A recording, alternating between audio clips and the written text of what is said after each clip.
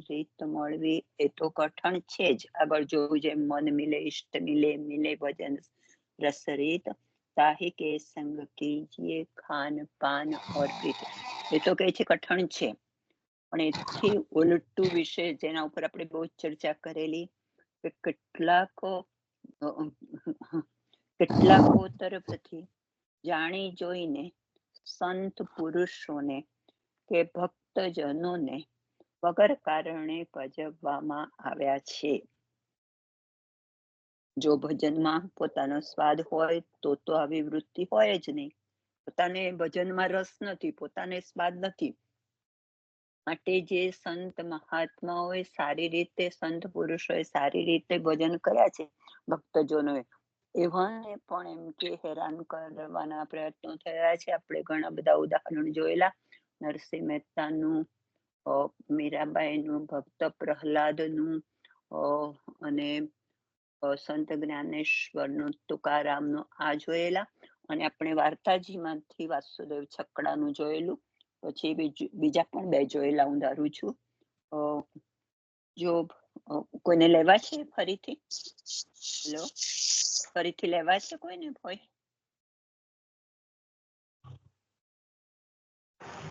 તો હું ચાલુ રાખું. જો ભજનમાં પોતાનો સ્વાદ હોય તો આવી વૃત્તિ હોય જ નહીં, પણ પોતાને સ્વાદ હોતો નથી. ભગવતી માસી એક મિનિટ, ભગવતી માસી એક મિનિટ. શ્રી વલ્લભમાંથી કોઈનો કોલ આયા કરે છે, 2-3 વાર આવ્યો. પેલા કોકિલાબેન નો મને વિડિયો કોલ કરે છે. એ તો બધા એમાં ગ્રુપમાં જ કરે છે ભાઈ, ગ્રુપમાં બધે દેખાય છે આ, એટલે ગ્રુપમાં જ કરે છે. પણ એમને કેવી રીતે જોઈન કરવાના આવે?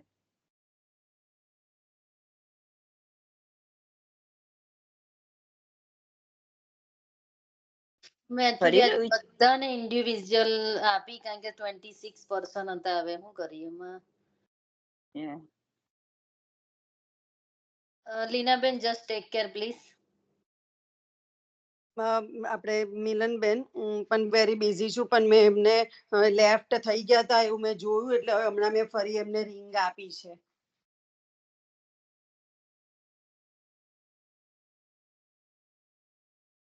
જો ભજનમાં પોતાનો સ્વાદ હોય તો આવી વૃત્તિ હોય જ નહીં, પણ પોતાને સ્વાદ હોતો નથી.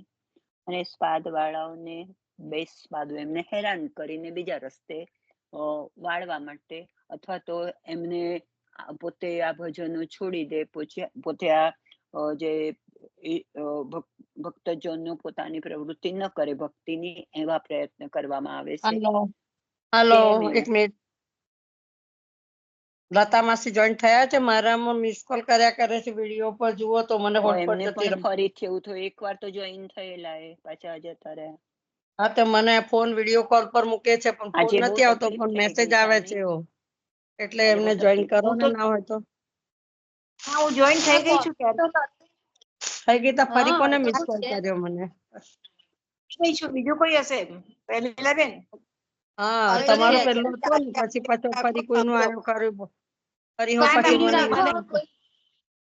હવે સાંભળો, આ છે ને કોકિલા માસીથી જોઈન્ટ નથી થવાતું, એટલે એ વોટ્સઅપમાં કોલ કર્યા કરે છે. માસીને સહેજ સમજ નથી પડતી, એટલે એવું લાગે છે.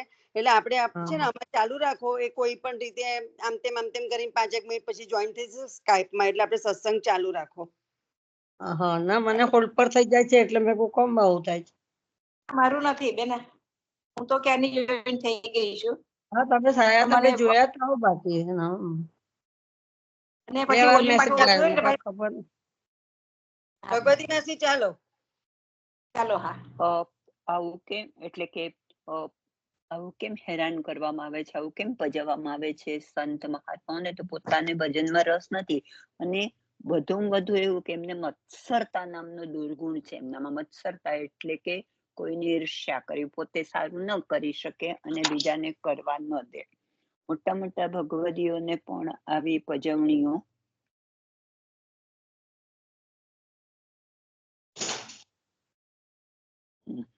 પજવણીઓ થઈ છે, છતાં તેમણે તો બરાબરની સ્વકર્તવ્યમાં ઝંપલાવ્યા જ કર્યું છે. હેરાનગતિને ધ્યાન નથી આપ્યું, અને પોતાના કલ્યાણની જસ્ટ લાઈક એવું કે પ્રહલાદની જેમ પોતે જે કરતા હતા તે કર્યું છે, નરસિંહ મહેતાએ જે કરતા હતા તે કર્યું છે, મીરાબાઈએ જે કરતા હતા તે કર્યું છે અને પોતાનું ફળ પ્રાપ્ત કર્યું છે એમણે. તેમના હેતુઓનું દ્રષ્ટિબિંદુ એક જ હોય છે. તેઓ તો એક ડગલું ભરતા એવો વિચાર કરે છે કે એમાં મારું આત્મ કલ્યાણ છે કે નહીં. મનુષ્ય જન્મ વારે વારે નથી મળવાનો. તેમ સોખતા રમતા રમતા વચ્ચેના મોટા ખાનામાં તેને કોઈ ન મારી શકે, પણ વચ્ચે ખાનામાં બેસવા માટેનું જે પાસેનું ખાનું તેમાં આવ્યા પછી પડે તો જ અંદર જવાય. 96 ખાનામાંના 84 ખાનામાં સોગઠું મરાય છે. સોગઠાબાજીનું ઉદાહરણ આપ્યું આપણને. તેમ જીવ 184 માં હોય ત્યાં સુધી મરાય, પણ એ 12 ખાનામાં જતો રહે પેલા સોગઠાની જેમ. એટલે કે શ્રી ભાગવતના જે દ્વાદશ સ્કંધ છે અને જેણે પ્રભુનો જ આશ્રય કર્યો છે તેવાને કદી જ મારી શકે નહીં. એ લોકો તો પોતાની પ્રવૃત્તિ કરી જ શકે, એમને કોઈ રોકી શકતું નથી. અને એ લોકોને પછી છેક ઈશ્વર પ્રાપ્તિ કે લોકધામમાં જવાનો એમ ફેરો સફળ થાય છે. એવું ટૂંકમાં કેવું છે, વાંચું છું ફરી. તેમ જીવ 184 માં હોય ત્યાં સુધી મરાય, 12 ખાનામાં સોગઠું ન મરાય. તેમ શ્રી ભાગવતના દ્વાદશ સ્કંધ છે, એનો સદાય આશ્રય લે તે કદી જ ન મરે ને સુખેથી ગોલોકમાં બેસી જાય. મનુષ્ય જન્મ તે છેલ્લું ગોલોકમાં જવાનું ખાનું છે. જો પડે તો ગોલોક નામમાં જવાય. જેને આશ્રય લીધો હોય આવી રીતે, જો એનું જેમ પેલા સોગઠાબાજીમાં પડે અને એ જીતી શકે છે, એમ એને પણ જો શ્રી ભાગવતના દ્વાદશ સ્કંધનો આશ્રય લીધો હોય, પ્રભુનો આશ્રય લીધો હોય, તો પછી એની ભક્તિ સફળ જ થાય છે. એટલે અહીંયા શું? ભક્તિ. મતલબ કે મનુષ્ય જન્મમાં ભક્તિના પોબાર પડ્યા તો જીવનની ભવોભવની સફળતા મળી ગઈ. અને નહીં તો પછી વળી પાછી 184ની તૈયારી. જો આમાં આપણે સફળ ના થઈએ તો પછી પાછા આપણે 184માં આવવું જ પડે જીવે. હવે કદાચ અહીંથી વાંચવાનું હશે નહીં ને આપણે નવું. જગતમાં આપણે બધું નજરે જોઈએ છીએ, બધું જાણીએ છીએ, છતાં પણ જીવનના તત્વરૂપ પ્રભુ તરફ આપણું જીવન નથી જ થતું. આપણે ઘણી બધી જગ્યાએ આપણે સ્વકેન્દ્રી બનીને, એટલે કે આપણે બધી જ બાજુ પોતાનું કેન્દ્ર, પોતાને શું કરવું છે બધી બાજુ ફરીને જોયા કરીએ છીએ, પણ આપણે પ્રભુ તરફ એમ કે આપણું જીવન કેન્દ્રિત કરી શકતા નથી. કે જે આપણા તો જીવનનું તત્વ છે, આપણા માટે પ્રભુ એ આપણા જીવનનું તત્વ છે, આપણને ઉગારનાર એવું તત્વ છે. ઘણા કહે છે કે ઉપદેશ કરે તો ધર્મ ટકે ને વધે, પણ એને ભૂખ લાગી હોય તે તો ખોરાક શોધે છે. વળી જાણવા છતાં જીવ ઊંઘે છે. ઊંઘ તો બોલે પણ જાગતો ન બોલે. તેમ જીવને પૂછે કે આપણું કર્તવ્ય શું? તો ગમે તેવો હશે પણ પ્રભુનું ભજન જ કહેશે, પણ કરવાનું કશું જ નહીં. એટલે બધાને એવી તો ખબર જ છે કે આપણું કર્તવ્ય છેલ્લામાં છેલ્લું આપણું ધ્યેય એ પ્રભુ જ છે અને એ તરફ જ આપણે જવાનું છે. એ વિશે આપણે ઘણું સાંભળીએ, ચારે બાજુથી ઉપદેશ સાંભળીએ, પણ આપણે એને અનુસરતા નથી. આપણે તો બીજા જ માર્ગે ચાલીએ છીએ. માર્ગનું નામ અહીંયા એવું કહ્યું છે કે આપણે જે વિપરીત માર્ગે, એટલે ઉલટા માર્ગે જ ચાલે છે. પ્રભુ ભજન કરતો જ નથી. પ્રભુની પ્રાપ્તિ કેવી રીતે કરવાની છે એ જાણતો જ એ જાણે છે છતાં કરતો નથી એમ.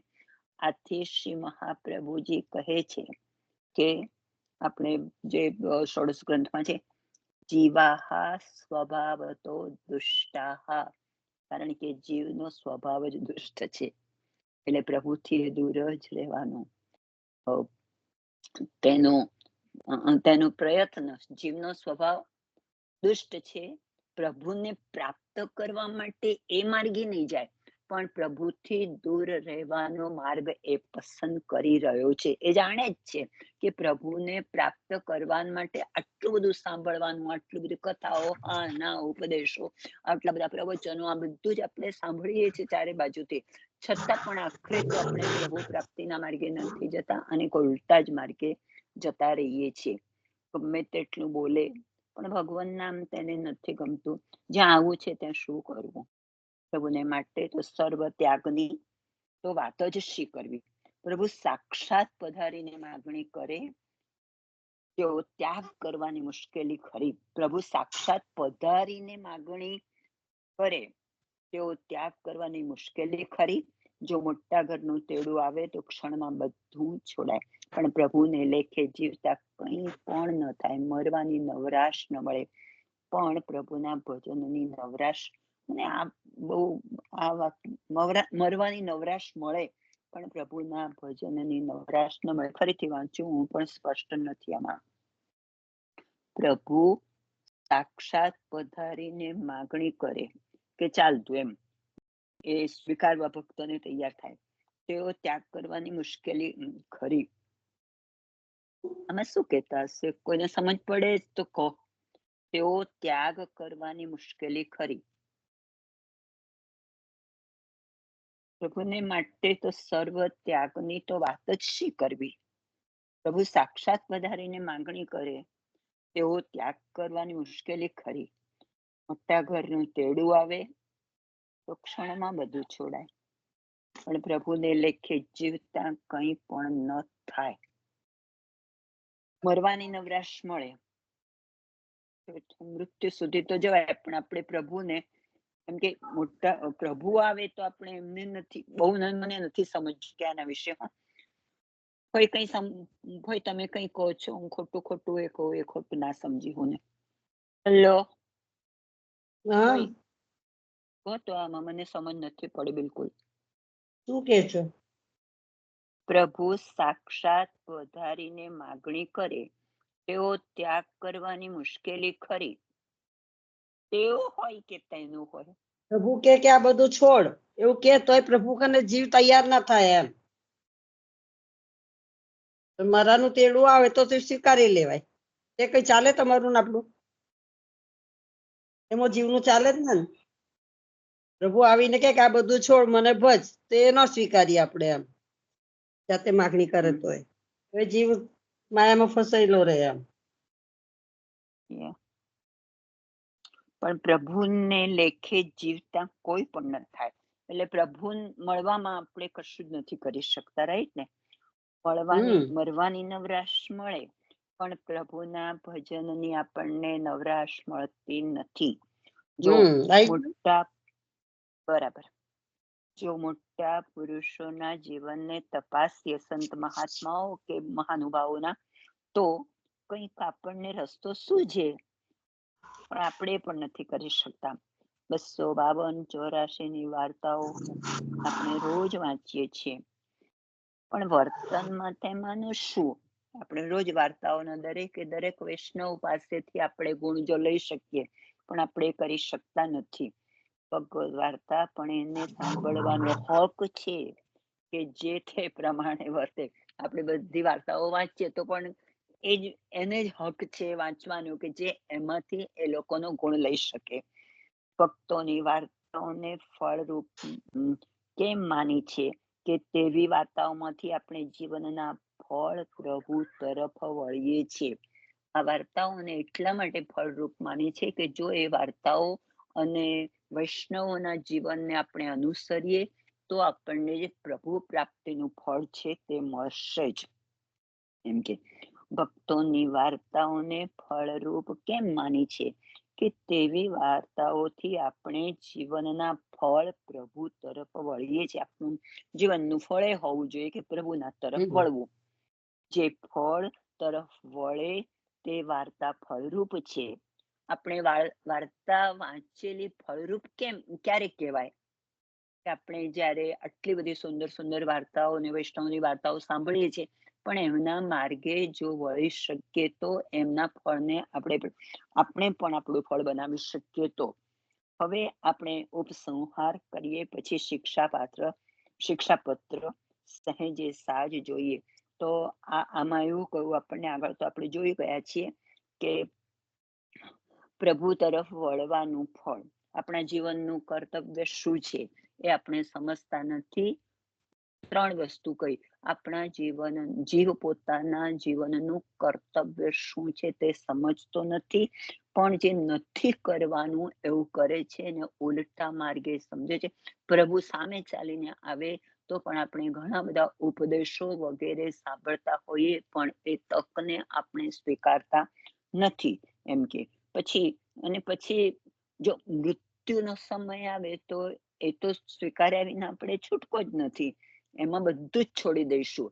પણ પ્રભુ સામે ચાલીને આવે, પ્રભુ નામનું ફળ મળે, પ્રભુ પ્રાપ્ત થવાના હોય તો એ બાબતમાં આપણે કશું ને કશું છોડવા માટે બીજું તૈયાર નથી. ગમે એટલું સાંભળીએ ઉપદેશો, વાર્તાઓ, કથાઓ કે મોટાઓના વચનો, અને જો આપણે મોટા પુરુષો, મહાન પુરુષોના જો જીવનને તપાસીશું, અને ઉદાહરણ એનું એ આપ્યું કે 252 વૈષ્ણવોની વાર્તામાં બધા જ વૈષ્ણવોને જે ફળ મળ્યું છે તે કયા આચરણથી મળ્યું છે, એમને શું શું કર્યું તે મળ્યું છે. દરેક વૈષ્ણવમાં જુદી જુદી રીતે ફળ મળ્યું છે એમને. તો આપણને કંઈક પ્રાપ્ત થાય, એ વાંચવાનો પણ હક એ જ છે આપણને, કે જો આપણે એને અનુસરીએ, અને તો જ, નહીં તો એમ કે વાંચવાનો પણ આપણને હક નથી. આપણે એને અનુસરીએ, એ પ્રમાણે વર્તીએ, અને તો જ આપણે એમ કે જીવનમાં પ્રભુના ફળ, જીવનનું આપણું જે ફળ છે કે પ્રભુની પ્રાપ્તિ, એને આપણે પ્રાપ્ત કરી શકીશું અને એ તરફ વળી શકીશું. 3 વસ્તુ આમાં કઈ. હવે ઉપસંહાર છે, આખું જે કાંઈ બતાવ્યું એનું કન્ક્લુઝન આપ્યું છે. શ્રી હરિરાયજીનું જીવન લોકોત્તર છે, શ્રેષ્ઠ છે, લોકોમાં શ્રેષ્ઠ છે, ખૂબ એમ કે આપણને શીખ આપે તેવું છે. એક ઉદાહરણ રૂપ છે. જેમ નમૂનાથી માલની પરીક્ષા થાય છે, કોઈ પણ આપણે માલ લાવીએ તો પહેલા એ બતાવે કે જો ભાઈ આ નમૂનો એનો કેવો, તો એની પરીક્ષા થાય છે.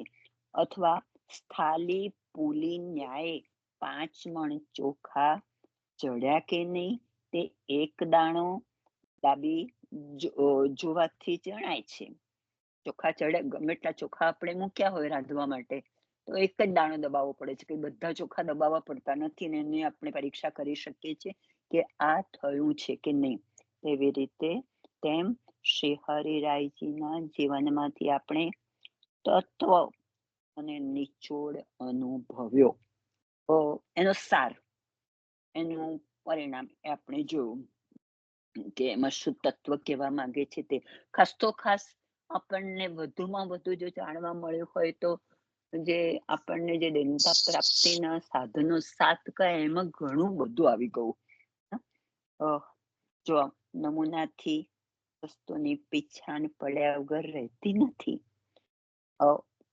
કોઈ પણ વસ્તુનો એક નમૂનો માત્ર જોઈએ આપણે, નાનું સરખું તો આપણને ખબર પડી જાય, જો બીજું એવું જ છે, વધારે પડતું પણ આવું જ હશે, આ નાનું છે, આનામાં આ ગુણ છે, તો વધારે પડતું એવું જ હશે એ વસ્તુમાં. એવી રીતે શ્રી હરિરાયજી ના જીવનમાંથી આપણે તપાસી શકીએ કે મહાપુરુષના જીવન કેવા હોય, એમનું આચરણ કેવું હોય, એમણે શું શું કર્યું છે, એમાંથી આપણે ઘણી બધી શીખ લઈ શકીએ છીએ. આપણે નમૂનાથી વસ્તુની પીછાણ પડ્યા વગર રહેતી નથી. આ ઉપરથી એટલું નક્કી જ છે કે મહાપુરુષોના જીવન જ લોકોત્તર હોય છે. લોકોત્તર જીવન વગર જીવનની સફળતા થઈ શકતી નથી. આખું પુષ્ટિ ભક્તિ માર્ગ આ પ્રમાણે લોકોત્તર જ છે. તેથી જ તે લોક વેદાતીત માર્ગ કહેવામાં આવે છે. લોકોને સફળ બનાવનાર. મને આનો અર્થ જોઈ લઈશું, આમ શાબ્દિક અર્થ બહુ ખબર નથી, પણ એનો એવો હેતુ થાય કે લોકો માટેનો માર્ગ, લોકોને સફળ બનાવવા માટેનો માર્ગ. છતાં હું જોઈ લઈશ. અર્જુનને શ્રી કૃષ્ણનો ઉપદેશ પણ તેવો જ છે. ત્રિગુણ વિષયો વેદ નિસ્ત્રૈગુણ્યો ભાવાર્જુન. 3 ત્રિગુણ વિષય એટલે સત્વ, રજસ અને તમસ વિષયો વેદા નિસ્ત્રિગુણ્યો ભાવાર્જુન. વેદો તો એમ કે આ માર્ગ બતાવે છે, પણ તારે હે અર્જુન, તારે એમ કે આ 3 ગુણ વિનાના એમ કે નિહ સ્ત્રીગુણ્યો તું ભર, એવો તું બન. એમ કે ભવ અર્જુન એટલે એવો તું બન. સૂત્ર પ્રભુ તેથી જ કહે છે કે તારે પણ આવો બનવાનું છે. ભગવાન કહે છે કે વેદો તો ત્રિગુણાત્મક છે, પણ તું તેનાથી અતિ એટલે નિર્ગુણ થઈ જા. એટલે કે ત્રિગુણાતીત, જે આગળ આપ્યું છે નિહિ, નિહિ નો અર્થ નકાર, નિહ ત્રિગુણ્યો 3 ગુણોથી અતીત નિર્ગુણ એવો તું થઈ જા. એટલે નિર્ગુણ પ્રભુના સ્વરૂપની તને ખબર પડશે. નિર્ગુણ એટલે અહીંયા પ્રેમી, ગુણ વિનાનો એવું નહીં, પણ પ્રેમી એમ. વિધિ નિષેધના ઝઘડામાંથી નીકળી જા અને સ્નેહી થા. વિધિ અને નિષેધ, વિધિનો હકારાત્મક અને નિષેધનો નકારાત્મક, એવા ઝઘડામાંથી આ કરવું કે આ ન કરવું, એના મનમાં જે વિષાદ હતો, જે એના મનમાં હતું કે આ કરવું કે ન કરવું, આ કરવું કે ન કરવું એમ. એટલે કે વિધિ નિષેધના ઝઘડામાંથી તું નીકળી જા અને સ્નેહી થા, એટલે જીવનની સફળતા થઈ જશે. મહાનુભાવી શ્રી કૃષ્ણદાસ પણ કહે છે, કૃષ્ણદાસ કાજ સબ કરહી કર્મ ધર્મ તે કોહુ ન તર્યો. કૃષ્ણદાસજી કહે છે કે પ્રેમ વડે સર્વ કાર્ય સિદ્ધ થાય છે. કર્મ ધર્મ એટલે કર્મ કાંડ અને વિધિ નિષેધના ઝઘડાઓમાં એમ કે કર્મકાંડ આ કરીશ. કર્મકાંડ તો એકચ્યુઅલી એક સાધન માર્ગ છે કે તમે આ કર્મ કરશો તો આ મળશે, ના કર્મ કરશો તો આ મળશે. દરેક કર્મની પાછળ અપેક્ષા હોય છે કે એનામાંથી આપણને શું ફલ પ્રાપ્તિ થાય છે. એટલે કે છે કર્મ ધર્મ અને કર્મકાંડ અને વિધિ નિષેધ, અને આ કરવું ક્યાં ન કરવું, એ ઝઘડાઓમાં જન્મારો ગુમાવનાર કદી જ તરી શકતો નથી, અને સફળતા પ્રાપ્ત થઈ શકતી નથી. કાશીવાળા મહાનુભાવી ભારતેન્દ્ર હરિશ્ચંદ્ર હિન્દી કવિ છે બહુ મોટા. કાશીવાળા મહાનુભાવી ભારતેન્દ્ર હરિશ્ચંદ્ર કહે છે કે પ્યારો પૈયત એક પ્રેમ મેં. તમે એક પ્રેમમાં જેને પ્રાપ્ત કરી શકો છો. પ્યારો પૈયત એટલે પ્રાપ્ત કરી શકો છો. કેવી રીતે? એક પ્રેમમાં જ તમે એને, તમારા પ્રેમીને પ્રાપ્ત કરી શકો છો. ઈશ્વરની વાત છે અહીંયા. તે પદમાં બધાનો નિષેધ બતાવી છે. બટે કહે છે હરિશ્ચંદ્ર વે બાંધ્યો ડોલે એક પ્રેમ કી ડોરમાં. એ કે છે તમે એને બાંધી શકો પ્રેમ ભાવથી, એક પ્રેમના સૂત્રમાં જ તમે એને બાંધી શકો છો. એ તમારો થઈ જાય છે. પ્રભુ એક પ્રેમની દોરીમાં જ બંધાઈને ભક્તની સાથે સાથે ડોલે છે. પછી તમે જેમ કહેશો તેમ કરશે. માટે પ્રેમની પ્રાપ્તિ માટે પ્રયત્ન કરશો, અને પ્રેમ દ્રષ્ટિ થાય માટે તેવા પ્રેમીઓનો સત્સંગ કરવો એ સર્વનો સાર છે. આપણે હું ફરીથી આ વાંચી લઉં છું, પણ એના માટે તમે બધા વિચારો હવે કે આમાં બીજા ફકરામાં કનેક્શન આવશે વાર્તાજીઓનું આપણને, કે વાર્તાજીથી એના દ્વારા કોણે કોણે પ્રેમથી બાંધ્યા છે, કોણે ફક્ત આ પ્રેમ માર્ગને જોયો છે. એ રીતે મુખ્ય તત્વ એ જ છે આમાં કે વિધિ નિષેધમાં નહીં પડવાનું. પહેલું શ્રી હરિરાયજી પ્રભુએ જે કંઈ કહ્યું એના માટે કહું, તેમણે લોકોત્તર લોકોના માટે, લોકોને શીખવવા માટે એમનું આ જીવન હતું. લોકોને શિક્ષા આપવા માટેનું આ જીવન હતું. અને બધા જ મહાપુરુષો લોકોને શિક્ષા આપીને સફળ બનાવવા માટે આવું જીવન જીવતા હોય છે. એ તો પોતે સફળ જ થઈ ગયા છે આ જન્મમાં, પણ બધા મહાનુભાવો આ માટેનો જ પ્રયત્ન કરતા હોય છે. એમ કે એટલે શ્રી હરિરાયજીનું જીવન લોકોત્તર છે. જેવી રીતે કે ઉદાહરણ આપ્યું એમણે કે આપણે કોઈ પણ વસ્તુ લેવી હોય તો પહેલા એનો નમૂનો લઈએ છીએ ને આ કેવું છે, પછી એના ઉપરથી આપણે એની પસંદગી કરીએ છીએ કે તો પછી પેલો વધુ માલ જે લેવાનો છે તે સારો હશે કે નહીં.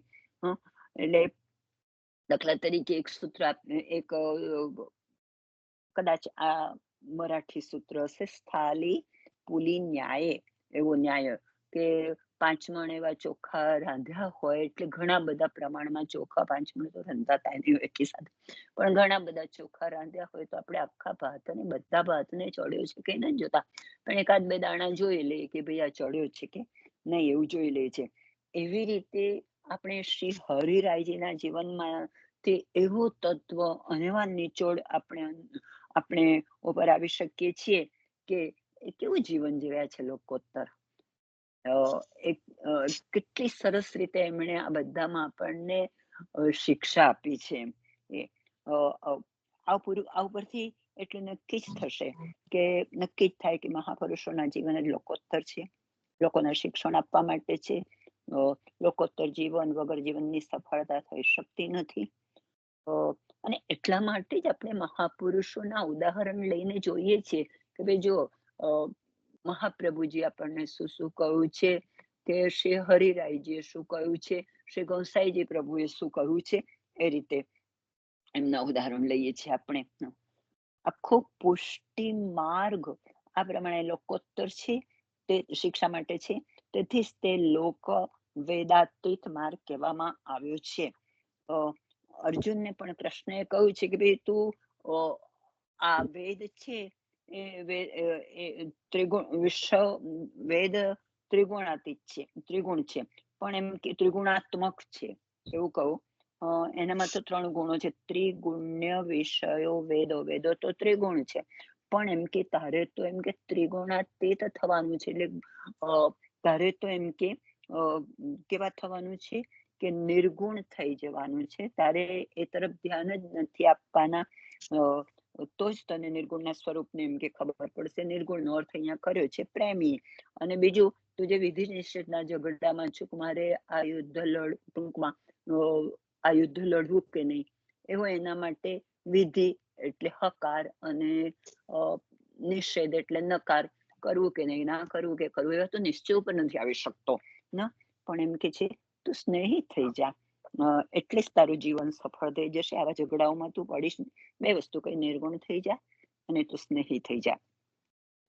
મહાનુભાવી શ્રી કૃષ્ણદાસે શું કહ્યું, તો એમણે કહ્યું કે કશું જ નહીં, ફક્ત કૃષ્ણદાસ કાજ. હવે અહીંયા જે કૃષ્ણદાસ કહ્યું તે ભગવાન કૃષ્ણદાસ કાજ સબ સરહી કર્મ ધર્મ તે કોણ તર્યો, કે છે કે તું ફક્ત ભગવાન માટે એમ કે સર્વ કાર્ય એના કર્મ અને ધર્મ એ બધાને કર્મ કાંડ ને વિધિ નિષેધ ને આ બધા ઝઘડાઓમાં થી તું નીકળી જા. કારણ કે એ કરનાર પ્રેમથી જ આ માર્ગ સિદ્ધ થશે. આપણે તો જાણીએ છીએ પ્રેમથી જ આ માર્ગ સિદ્ધ થશે, એટલે કે સફળ થશે. આ વિધિ નિષેધના ઝઘડાઓથી એ થશે નહીં. પછી ત્રીજું ઉદાહરણ આપ્યું ભારતેન્દુ હરિશ્ચંદ્ર, જે બહુ મોટા કવિ હતા કાશીના, તો એ એમ કે છે કે કશું નહીં, પ્યારો પયત પ્રેમ મેં, પ્રેમ સે. આ ભગવાન એટલે કે આપણો પ્રેમી ભગવાન એ ફક્ત અને ફક્ત પ્રેમથી જ પ્રાપ્ત થશે. અને એના માટે બીજું કહે છે, છેવટે કહે છે નિષેધ બતાવે, હરિશ્ચંદ્ર વે બાંધ્યો ડોલે એક પ્રેમ કી ડોરે. એ કે છે પ્રેમ, એના આપણે પ્રેમના તાંતણામાં કે પ્રેમના સૂત્રમાં એને બાંધી શકીએ છીએ. પછી તમારે જેમ એને તમારી આગળ નચાવો હશે, એવો શબ્દ પ્રયોગ વાપર્યો છે. પેલું કેમ છછિયા પર છાસ નચાવવા, ગોપીઓ ડોલાવતા હતા. છછિયા પર છાસ નચાવે હરસ્થાનનું. તે પદમાં બધાનો એમાં એવું કે છે કે પછી તો તમારે જેમ તમારે નચાવવું હશે ને પ્રેમની ડોરમાં, એક વખત એને એટલો તો પ્રેમ કરી લો ને વિશ્વાસ કરી લો એનામાં, અને જેથી એ તમારામાં વિશ્વાસ કરે અને પછી કે છે એ તમારી સાથે ડોલશે, પ્રેમથી બંધાઈ જતા. માટે પ્રેમની પ્રાપ્તિ માટે પ્રયત્ન કરશો, અને પ્રેમ દ્રષ્ટિ થાય માટે તેવા પ્રેમીઓનો સત્સંગ કરવાનો. આપણે આગળ સત્સંગનું જોતા હતા. આ છેલ્લો પોઈન્ટ જ આપણો એ હતો, અંશવૃત્તિ અને સત્સંગ. અને એટલા માટે આવાનો આપણે સત્સંગ કરવાનો છે. હું ફરીથી પાછા 7 બોલી જોઉં છું. બહુ આપણે આપણે દિનતા પ્રાપ્તિના સાધનો લેતા હતા. કેમ કે કારણ કે જો આગળ જ આપણને એવું બતાવેલું કે ભાઈ જો દિનતા નિસાધનતા વગર દિનતા આવવાની નથી, અને દિનતા વિના વિરહ થવાનું નથી, અને વિરહ વિના પ્રભુની પ્રાપ્તિ થવાની નથી. આપણે જોઈએ છીએ. તો આ આખી વસ્તુ આપણને એવું કહેલું કે શિક્ષાપત્રમાંથી તમને મળશે.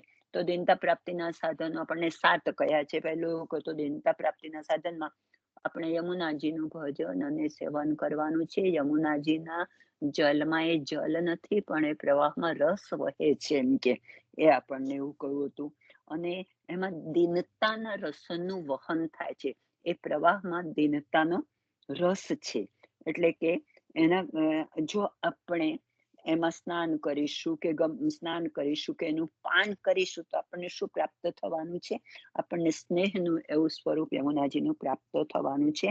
એટલે યમુના સ્નાન અને યમુના પાન એનું મહત્વ બતાવ્યું હતું આપણને. અને સ્નેહ એ શું છે પણ આપણને એમાં બતાવ્યું હતું કે સ્નેહ એ દેવ છે, દેવાધિદેવ છે, કે જેનાથી આપણને પ્રભુની પ્રાપ્તિ થશે. સ્નેહનું સ્મરણ અને ભજન આપણે કરવું જોઈએ, અને એનાથી આપણને કૃપા, શ્રી યમુનાજીની કૃપા થશે. પછી મમતાનો ત્યાગ કરવાનો, એમાં જ કહું આપણને મમતાનો ત્યાગ કરવાનો આપણને કહું હતું. બીજામાં મમતાનો ત્યાગ કરવાનું કહ્યું છે કે આપણે અહમતા અને મમતા એ બેનું સરસ રૂપક આપ્યું હતું કે એ શું છે, તો એ તો ઝેરી નાગણ જેવી છે કે છે આ. અને મનુષ્યને એ જન્મો જન્મથી આપણામાં આવેલી છે. એટલા માટે એને જો સત્સંગ કરીશું તો જ આપણે અહમતા અને મમતાનો ત્યાગ કરીશું. અને ત્યાં આગળ આપણને સુરદાસજીને યાદ કર્યા હતા કે અબ મેં નાચ્યો બહોત ગોપાલ, અને એમ કે છે અબ મેં નાચ્યો બહોત ગોપાલ. પછી બીજું યાદ કર્યું હતું એમણે મહાપ્રભુજીના નામ વડે ભક્તિ માર્તંડ સ્વરૂપ વડે પ્રકાશ કરી અને સાચું જ્ઞાન આપનાર પ્રભુ હું, એટલે એવો આજે યાદ કર્યું નામ.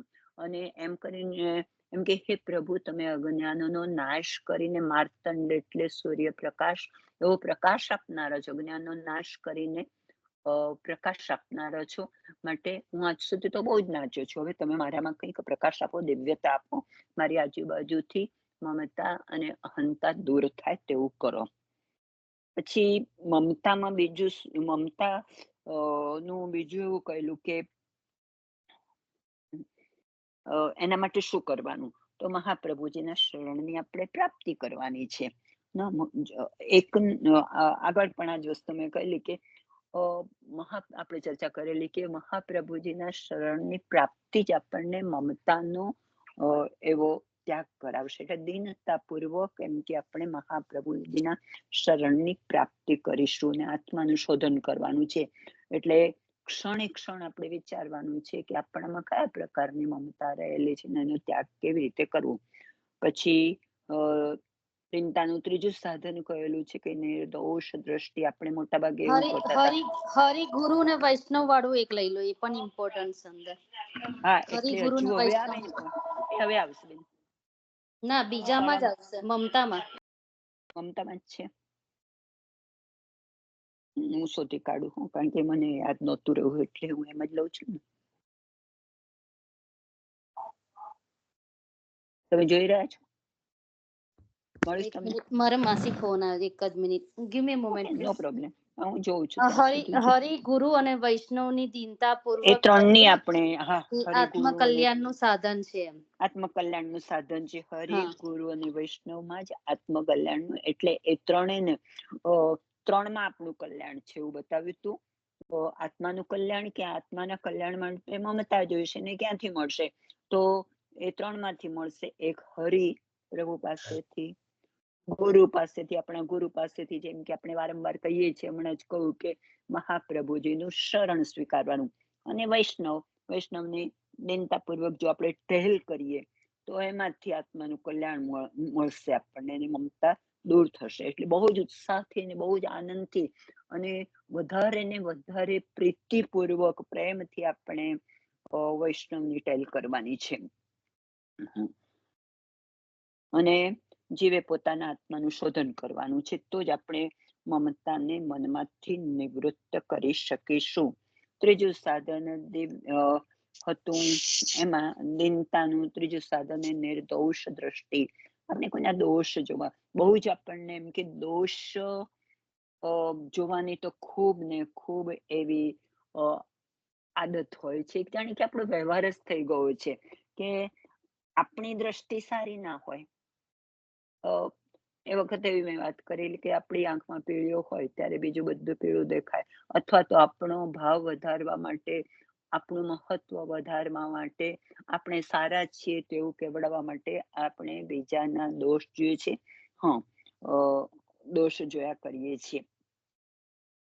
અને એના માટે એક બહુ જ સરસ એવું ઉદાહરણ આપ્યું હતું. એમ કે આ પ્રભુ છે એ કેવો છે તો કે છે આખા વિશ્વને પોતે ગારુડી બની ગયો છે. માકડાને ગારુડી જેમ માકડાને નચાવે તેમ આ જીવોરૂપી એવા માકડાઓને એમ કે પ્રભુ નચાવી રહ્યો છે. એમ કે એવું જો આપણે જોઈએ એટલે કે એનો અર્થ એવો કે આ બધા કોઈ સામેવાળામાં દોષ છે ના, પણ એનામાં દોષ નથી. આપણે એવું જોવાનું છે કે ભાઈ આ પ્રભુના હાથમાં જેમ પેલો ગારુડી છે એના માકડાની જેમ નાચે એમ નાચે, એ પ્રભુ જ આ બધું કરાવે છે. આ દોષ જે કઈ થતા હોય એ, અને એના માટે આગળ તો બહુ જ સરસ હવે પછી ઉદાહરણ આપશે આપણને કે પેલા સરદારજીનું એક પાછું ઉદાહરણ આપશે, પછી એક બીજું એવું આપશે કે જે એન્જિનિયરનું, પ્રભુ એન્જિનિયર અને પેલું યંત્ર, એનું ઉદાહરણ આપશે. તો પહેલું કહું તો એમ કે પ્રભુ ગારુડી છે, આપણે બધા માકડા છીએ, અને એને જે નક્કી કર્યું છે એ પ્રમાણે નચાવે છે, એટલે સામેના વાળાના દોષ જોવાની જરૂર નથી. જેમ પ્રભુએ કહ્યું છે એમ નાચે છે, પ્રભુએ કહ્યું છે એ પ્રમાણે એનામાં દોષ પ્રભુએ નિર્મિત કર્યા છે, કહ્યું છે ને કે આપણે નિર્મિત કર્યા છે, એ રીતે એનામાં દોષ આપણને દેખાય છે. પછી એક ઉદાહરણ બીજું, પણ એકચ્યુઅલી આપણે સર્વાત્મ ભાવ આપણે જીવ જ્યાં જ્યાં એમ કે સર્વાત્મ ભાવથી જુએ છે, જ્યાં ત્યાં સર્વાત્મની નજરે જ જુએ છે. એ કે આપણે જે આંખો છે એ બે ચક્ષુરૂપી ચીપિયા વડે જ્યાં જ્યાં આપણી દ્રષ્ટિ પડે છે ત્યાંથી જ પ્રભુને વેણે છે. નજરે ને નજરે એમ કે હું તો પ્રભુને વેણ્યું, દિવ્ય નજરે થકી નિરખીને જોઉં. પણ આવું કોણ હોય? જે સંત પુરુષને સ્નેહી જેનામાં બિરાજ્યા હોય એ જ આવું કરી શકે, બીજું કોઈ આવું કરી જેને, એટલે આ પ્રભુનો જે સંબંધ છે ને વિચારવો એ જ મોટામાં મોટી ભાવના છે કે પ્રભુ બધામાં રહેલો છે એ. પછી કોઈએ પેલો પ્રશ્ન પૂછ્યો તો એક કે દોષ કેમ બધાને દેખાય છે, બધામાં માણસ કેમ એમ કે દોષ જુએ છે?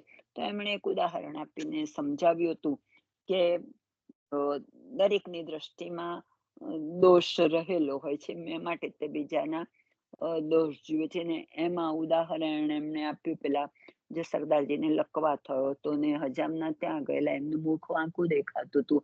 પછી પેલા હજામે કહ્યું એટલે પછી કે છે કે કાચ બતાવ્યો, પોતે જોવું, પછી હજામે કહ્યું કે ના ના વાંકું જ છે તમારું તો મુખ, એટલે કે ના ના એવું કાંઈ નથી, તમે ખોટું, તારો કાચ જ ખોટો છે કે તું ખોટો છે. પછી બીજા માણસને ન્યાય તરીકે બોલાવીને પૂછ્યું તો એને હા વાંકું છે.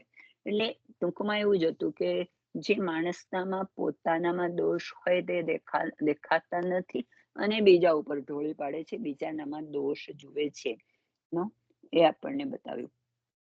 પણ આના માટે પછી જેમ કે બહુ સરસ વાત કરી હતી, મને યાદ આવતી નથી પણ હું કહી દઉં.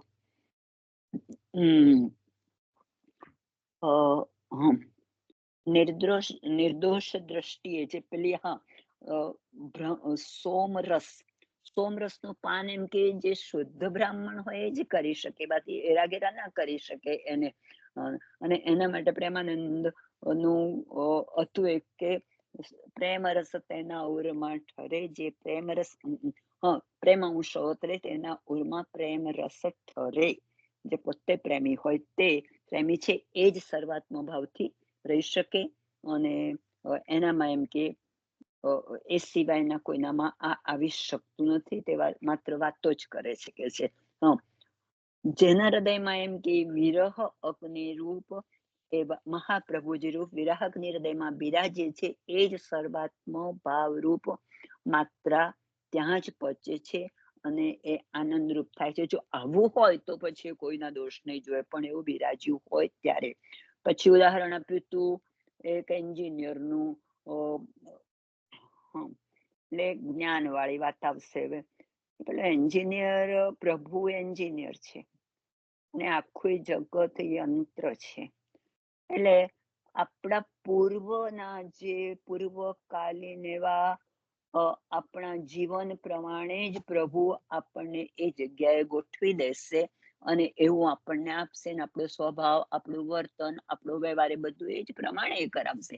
એટલે આવું જે સમજે છે કે આ પ્રભુએ આપણને જ્યાં ગોઠવવા હોય ત્યાં જ ગોઠવ્યા છે, કે સામેનાને પણ જ્યાં ગોઠવ્યો હોય ત્યાં જ, તો જ આપણે એવું જ્ઞાન જો જેને આવશે એ જ કે છે સર્વાત્મ ભાવ પ્રાપ્ત કરી શકશે. પછી સર્વાત્મ ભાવ ચોથો, બરાબર ને? ચોથા નંબરનું સર્વાત્મ ભાવ. ચોથા નંબરનો સર્વાત્મ ભાવ. અને હવે હજુ દોષની જ વાત આવે છે. હવે દોષનું તો બહુ જ ચાલ્યું, એટલે બતાવ્યું છે. દોષની બહુ જ ચર્ચા કરી છે. ભગવતી માસી બોલો. આપણે દોસ્તથી જ આટલી તકલીફો ઉભી થાય છે ને માણસને બધી. હકીકત જ છે ને. પણ એ તો એવું કેમ આપણે દોષ જોઈએ છે, મને તો બહુ. એટલે કોણ તમે કહી દો ને. હા, એટલે આપણે ઘણી વાર આપણે એવું વિચારતા હોઈએ કે આપણે આમ નહીં કરવું, આમ બોલવું, આમ રાખવું, બધું જ કરીએ છીએ. પણ જો સહેજ કોઈના દોષ દેખાઈ જાય એટલે આખા વિચાર તમારા નથી બદલાઈ જતા? વાત છે આ તો. બદલાઈ જાય તો સામાન્ય છે. એટલે એમાં મેઇન મુદ્દાનું જ આ છે ને કે જઈ લગીને આપણા મન શુદ્ધ નહીં થાય, ચિત્ત અને મન, તઈ લગીને આપણું ગમે એટલું સેવા કરીએ પણ ચિત્ત તો આપણું ફરતું રહે ને, કહેવાનો મતલબ. કેટલું બધું અઘરું જ પડે, તો કેટલું બધું અઘરું છે ને. એટલે એ સમજ આપણે બધું સાંભળીએ, વાંચીએ, જાણીએ, બધું જ કરીએ છીએ, પણ જે લગીને કંટ્રોલમાં ચિત્ત અને મન નહીં આવે આપણું, તે લગીને આપણું બધું પાણી બરાબર થઈ જાય. એટલે પછી આમાંથી મુક્ત થવા માટે હવે પછી શું કે છે કે મનમાં મોટાઈ કે બડકપણ છે ત્યાં સુધી એમ કે પ્રભુ આપણાથી 100 ગણો દૂર છે. આપણે આમ તો મોટાઈ એટલે ગર્વ, અહમ, એ જ્યાં સુધી છે ત્યાં સુધી પ્રભુ બહુ દૂર છે. પણ જો પ્રભુની કૃપા થશે તો જ આ બધા દોષ જશે આપણામાંથી.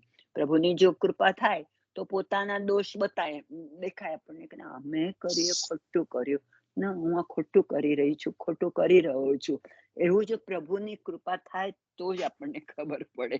ના નહીં તો નહીં.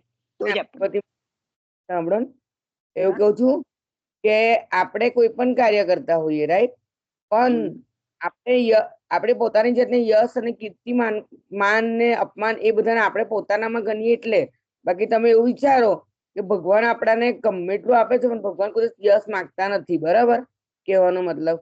તો આપણે પોતે એવું સમજવાનું કે આપણે તો કશું કરતા જ નથી, ભગવાન જ કરે છે. એટલે ભગવાનને જ હંમેશા આપણે યશ આપીએ તો આપણને કોઈ દિવસ એવું ના લાગે કે આપણે કરીએ છીએ, બરાબર કે નહીં? એ તો આગળ કહ્યું ને, પેલા એન્જિનિયર ના ઉદાહરણથી આપણને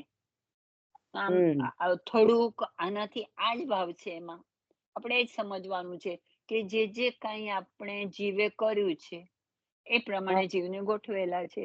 પૂર્વ પ્રમાણે, એના માટે એવું શબ્દ વાપર્યો છે પૂર્વ, તો પહેલા એમ કે જે આપણે કઈ કર્યું છે એ પ્રમાણે જ આપણને મળે છે. એટલે આપણે બીજાનો દોષ જોવાની જરૂર નથી. એવું જ્ઞાન આપણામાં આવવું જોઈએ.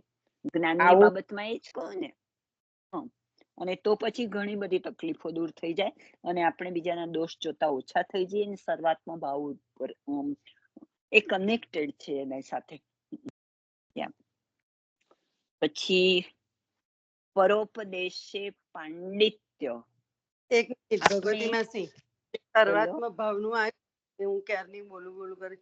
સર્વાત્મ ભાવનું જે આવ્યું કે આપણને કોઈનામાં દોષ નહીં દેખાતા ને ગુણે નથી દેખાતા અને કોઈ આપણા માટે કશું બોલે તોય આપણને કશો વિચાર ના આવે. પણ એક્ઝેક્ટલી છે ને આપણે બધા થોડુંક સર્વાત્મક ભાવ પર થોડુંક બધા ચિંતન મનન કરજો અને સર્વાત્મક ભાવમાંથી આપણે 252-84 ના નવો કનેક્ટ થશે. કદાચ લઈ લીધું છે. એ તમે વાંચી લોજો આગળના. કેમ મિલનબેન ખબર છે લઈ લીધી છે ને આપણે? લઈ લીધું તો વાંધો નહીં. કારણ કે આગળ છનાવટ તો આપણે એક માં લીધેલી છે. આ તો હું છે ને ત્રીજી વખત રિપીટેશન બધા એકી સાથે કરું છું. ઓકે કન્ક્લુઝન કરું છું. 2-3 દિવસથી કનેક્ટ નથી. એટલે બરાબર છે. આ તમે નિશાને પણ પરમ દિવસ નિશાને પણ વાંચવાનું રહી ગયું, સાંભળવાનું, એટલે તમે સાંભળી લેજો. ઓકે. પછી એવું કહું કે આપણે શું કરવાનું આના માટે? તો મહાપ્રભુજી રૂપ તિજોરીમાંથી આપણે શું કરવાનું છે? લીલા રૂપ ધનની પ્રાપ્તિ થશે તો જ અને મોટાઓની વાણીનો અનુભવ કરીશું તો જ આપણે એમ કે આ બધામાંથી મુક્ત થઈ શકીશું, દોષ જોવામાંથી. એટલે કે પછીનું છેલ્લું તે હંસ વૃત્તિ ને સત્સંગ. હંસ વૃત્તિ ક્ષીર અને નિર્હંસ જુદા પાડે છે. એવી રીતે આપણે પણ સારને ગ્રહણ કરવાનો છે અને દોષને જુદા પાડવાના છે. કોઈનામાંથી આપણે શું સારું લઈ શકીએ છીએ વિચારવાનું છે, અને એનામાં જો કંઈ ખરાબ છે તો પછી આપણે એને જવા દેવાનું છે. તો પછી શું થશે? એનું પરિણામ એ આવશે કે આખા જગત પ્રત્યે આપણે પ્રેમની દ્રષ્ટિથી જોઈ શકીશું. અને આપણે ત્યાં પણ જો પાછું આવ્યું કે સર્વાત્મ ભાવથી આખા વિશ્વને પ્રેમ એમ કે પૂરો પાડી શકાશે ને લઈ શકાશે. પ્રેમ એવી વસ્તુ છે કે જો આપીએ તો લઈ શકીએ આપણે. ત્યાં આગળ આપણે જોવું સત્સંગ એમાં. અને બીજું એક શબ્દ ગઈ વખત પણ કદાચ મને નહોતો મળ્યો, હું શોધી કાઢું એમાં. એ સર્વાત્મ ભાવે પ્રભુની સેવામાં મહાલતો હોવાથી. એટલે જે વ્યક્તિ સર્વાત્મ ભાવ જેનામાં આવ્યો અને ફક્ત પ્રભુની સેવામાં જે રમતો હોય, આનંદ લેતો હોય, એને તો કશા માટે વિરોધ કરવાની વસ્તુ રહેતી જ નથી.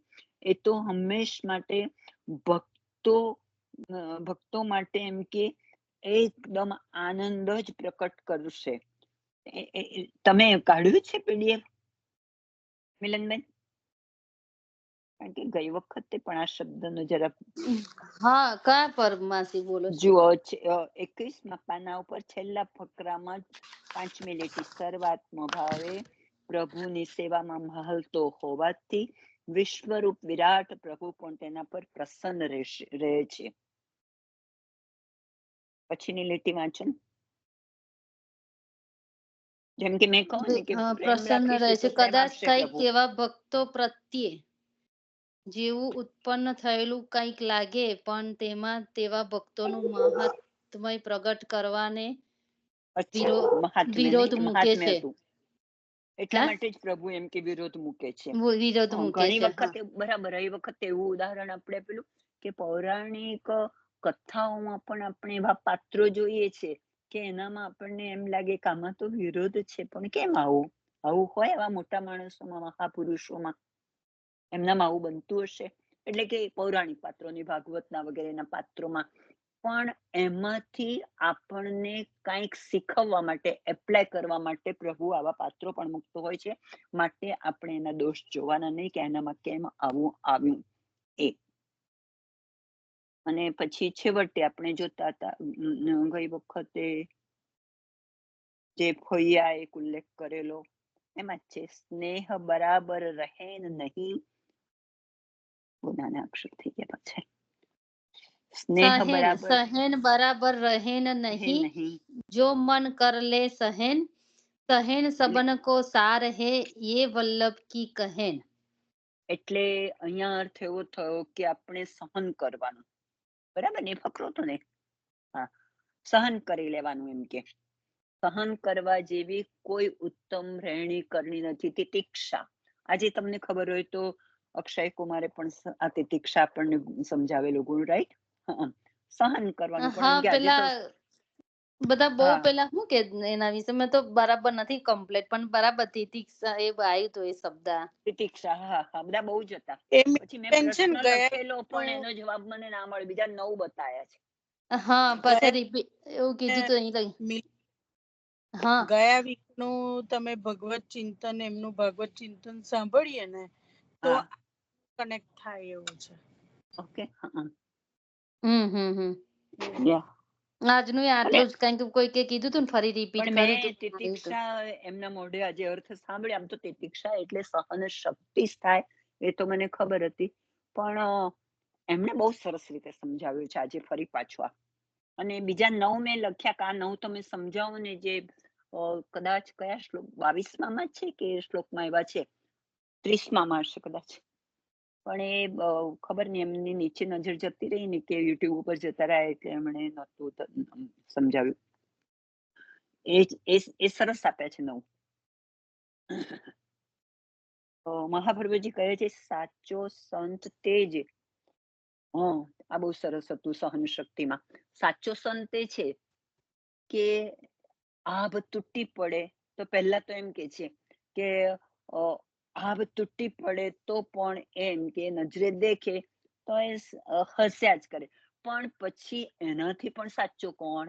આભ તૂટી પડે તો એને કઈ અસર જ ના થાય, કશું થયું જ નથી, જાણે કે એને દેખાય જ ને કે આભ તૂટી પડ્યું તું. એટલે કેટલું બધું એ બેલેન્સ કહેવાય.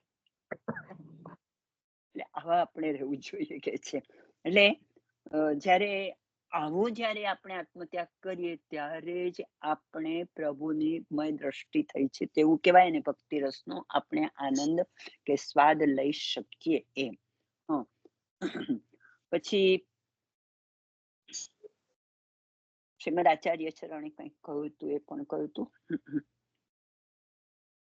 ભક્તિમાં આવો જેમ કે શ્રી હરિરાયજી કહે બીજા શું કરે છે તે નથી જોતા, પણ ભક્તિમાં જ મગ્ન રહે છે.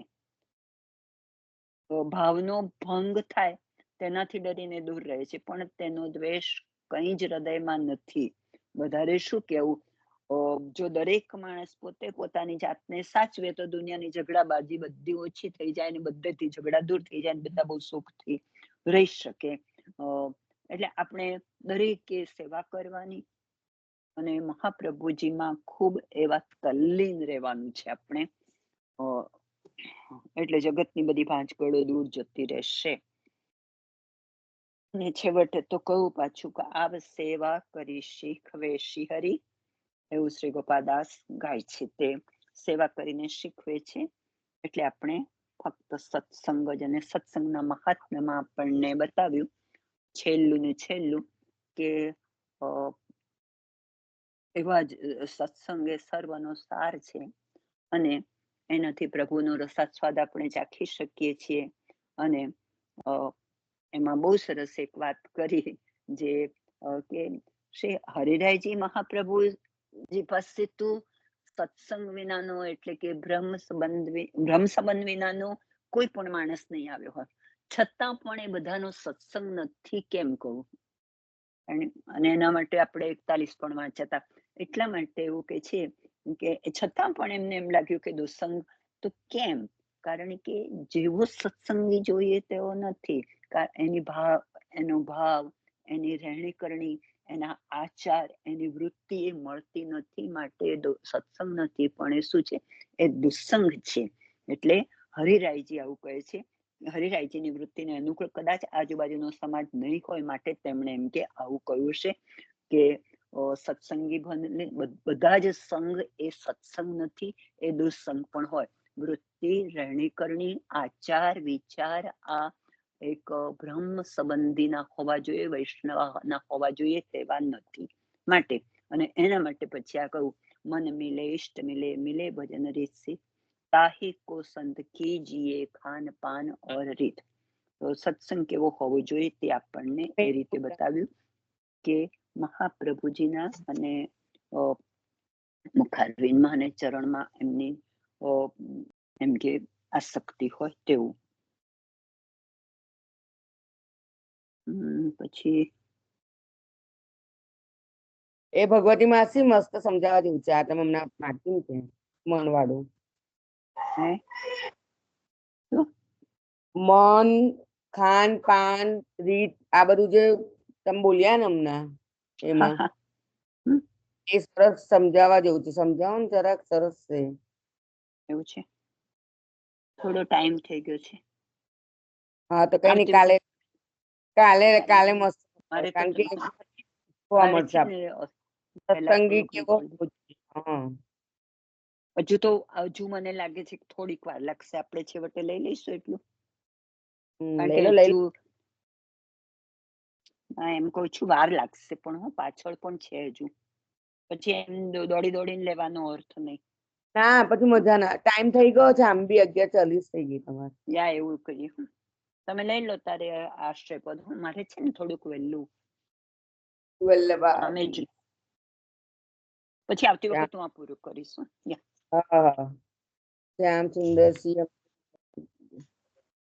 ચડાઈ ન ચરણ કેરો ભરોસો, દ્રઢઈ ન ચરણ કેરો, શ્રીવલ્લભનક ચંદ્ર છટા બિન સબ જુગ માજ અંધેરો ભરોસો, साधन और नैया कली में जासु होय निवेरो, दूर कहाँ करे त्रिविध अंधेरो, बीना मूल को शेरो भरोસો, દ્રઢઈ ન ચરણ કેરો, દ્રઢઈ ન ચરણ કેરો ભરોસો, દ્રઢઈ ન ચરણ કેરો. વલ્લભાથી સર્વૈશ્વરને જય શ્રી કૃષ્ણ. જય શ્રી કૃષ્ણ. સર્વેશ્વર જય શ્રી કૃષ્ણ. જય શ્રી કૃષ્ણ. જય શ્રી કૃષ્ણ. જય શ્રી કૃષ્ણ. હેતલબેન જય શ્રી કૃષ્ણ. જય શ્રી કૃષ્ણ. જય શ્રી કૃષ્ણ. જય શ્રી કૃષ્ણ. જય શ્રી કૃષ્ણ. સર્વેશ્વરને. જય શ્રી કૃષ્ણ. જય શ્રી જય શ્રી કૃષ્ણ. જય જય શ્રી શ્રી કૃષ્ણ. જય શ્રી સર્વ કૃષ્ણ. વૈષ્ણવને જય શ્રી કૃષ્ણ. જય શ્રી કૃષ્ણ સર્વેશ્વરને.